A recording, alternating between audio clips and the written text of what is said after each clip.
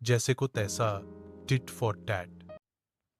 दूर पहाड़ों के पास नदी के किनारे भेड़िया और ऊंट दो दोस्त रहते थे।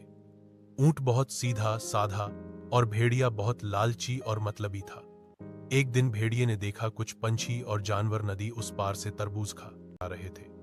तभी उसके अंदर लालच आई और उसने अपने दोस्त ऊंट के पास जाकर बोला कि ऊंट भैया, नदी उस पार बहुत सारे तरबूज लगे हैं, चलो हम लोग भी तरबूज खाकर आते हैं। ऊंट उसकी बातों में आ गया और उसे अपने पीठ पर बैठाकर नदी के उस पार तरबूज के खेत के पास ले गया।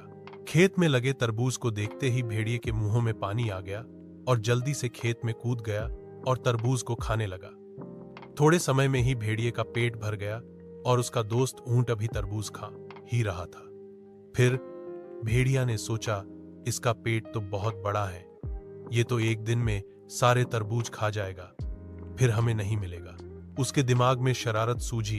वह तरबूज को तोड़ तोड़ कर फेंकने लगा और खुशी के कारण नाचने और चिल्लाने लगा। ऊंट ने उसे ऐसा करने से माना किया तो भेड़िया बोला, हमें खाना खाने के बाद चिल्लाने और नाचने की आदत है। तभी भेड़िए की आवाज सुन बगल के खेत से किसान आ गया और ऊंट की पिटाई शुरू कर दी। यह देख भेड़िया तेजी से भाग निकला और नदी के किनारे जाकर रुका। पिटाई खाने के बाद ऊंट किसी तरह नदी के किनारे आ पहुंचा। अब दोनों नदी पार कर रहे थे।